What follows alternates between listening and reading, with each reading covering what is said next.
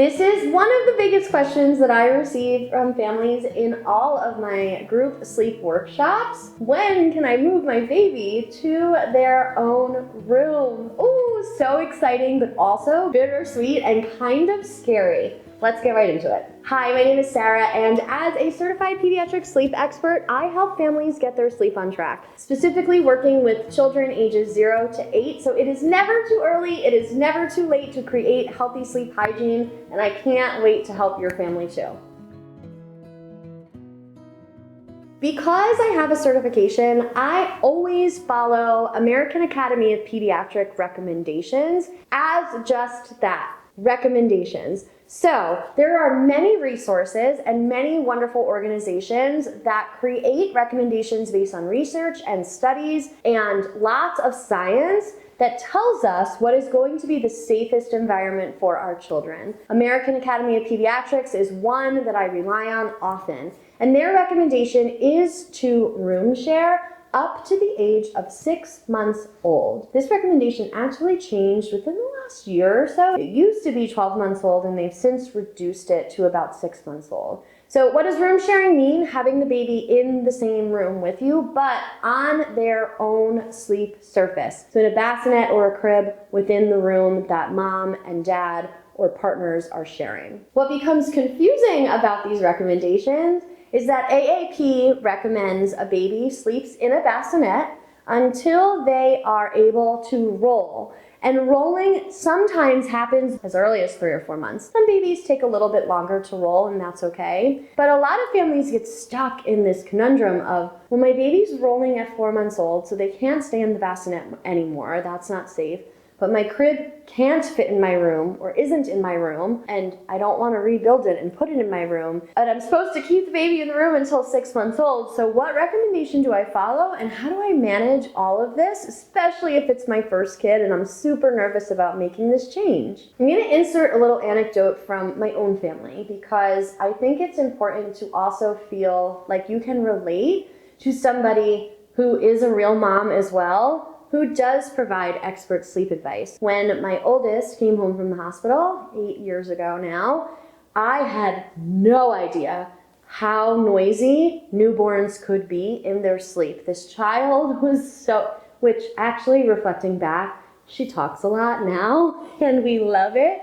And it's the best part about her personality, but homegirl did not stop. 24 hours a day, she was grunting and moaning and cooing all night long. And when we shared the same room, it was extremely hard for me to sleep because I was on such heightened alert listening for her. So 2 weeks after she came home from the hospital, we made the decision as a family to put her in her own room. Now, full disclosure, her crib and the wall that her crib was on was the same wall our bed was on, and our doors touched each other like this. So my door was open, her door was open. I did have a sound machine on, and I had the camera on to make sure that I could hear her, but it was muffled enough that I wasn't reacting to every single move and groan that she was making. I really was then able to get a few longer stretches, even though it might have only been 2 or 3 hours at a clip, because I wasn't listening to everything that she was doing in the middle of the night. And for me, that's really important to let moms know that that is an option for you if you are not sleeping, because at the end of the day, regardless of any of the recommendations that are wonderful and very helpful, if you're not in the right mental state and if your mental health is being seriously affected, then that is going to need to be the priority, getting that maintained and back to proper levels, because without you, baby is not going to survive. So I want you to feel empowered as you're listening to all of this knowledge that recommendations are there for a very good reason, but mom knows best. And in this case, I knew best that Adriana needed to be in her own room. When we did it again the second time, Olivia actually room shared with me until she was 4 months old. So it was a very different situation for my second than it was with my first. Both of them were very safe and we felt very comfortable in the choices that we made as a family. I want you to think of your own personal situation and your baby's age. And I'm going to give you a couple examples of when to make the move to your baby's own room and how to do it in a way that is safe and that can make you feel really comfortable. So examples of this would be like mine. Your baby is so noisy and you are not getting any level of sleep. This might be a reason why we want to move them into a really safe sleep space in their own room with a monitor, right? I want a video monitor on them. Your baby is rolling from their back to their belly and we cannot keep them in the bassinet any longer, or they simply are too big for the bassinet. Not all bassinets are created equal. Some are smaller than others, and some babies are bigger than others. This would be a reason why we would want to move your baby from the bassinet to a crib. And if your crib is not in your bedroom and you do not want to assemble it in your room, you don't have enough room in your room, this would be a time when it would be okay to move your baby into their own sleep space. Again, I want a monitor on them. So this is the way that I think is kind of a loophole to the room sharing that AAP recommends up until 6 months.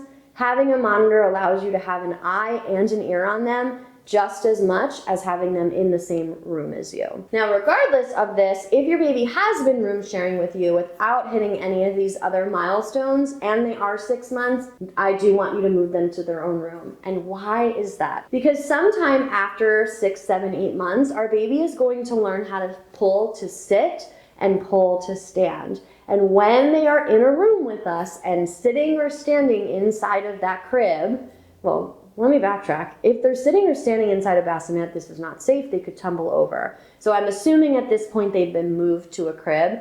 If they're able to sit or stand up at the crib rails, this is going to make sleep very interrupted. If it already isn't interrupted, it will become interrupted because they are going to be so jazzed that you're in the room with them and you're their favorite person. All they want to do is hang out with you, and they have zero concept of time and could be awake more frequently throughout the night. Therefore, this is a great age to teach them independent sleep environment by putting them in their crib in their own room. This naturally is going to produce some level of anxiety for you. You have been told that the safest place for them is right next to you, and then all of a sudden that changes one day, and maybe not on the timeline that was recommended. I want to encourage you to make these choices for the long run. So often anxiety is created because we're looking at the very small picture and we're thinking about all of the bad what ifs. Please just know that you are doing such a great job and making a great decision for your family and for the purpose of prioritizing your sleep. So like I said, if your child gets older and continues to room share with you, is it possible that they'll do just fine? Absolutely. People room share for years and years and it's fine.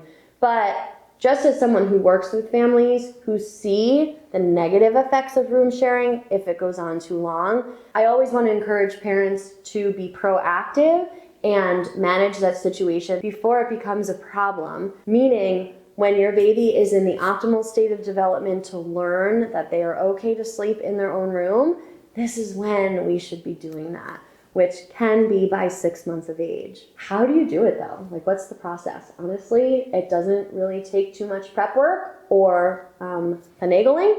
You simply put your baby in their crib at bedtime. You make sure your monitor is on and set up, and you make sure that you support them in the same way that you've always supported them during their sleep, whether that means independent sleep or whether that means supported sleep by rocking or nursing as needed, so that they get used to sleeping in the crib without you present in the room together. What questions do you have about this process? Please scroll down and leave them in the comments. I would love to answer them for you. And on your way, make sure you hit the thumbs up and take a peek at the links that I have posted. So I have all of my information from my website, yoursandbabysleep.com, about my programs and how to book a call with me should you want to learn more information about working together with me. Finally, make sure you subscribe and turn on notifications so you're the first to know about sleep content. And as always, from my living room to yours, thank you so much for joining me today, and I can't wait to see you next time.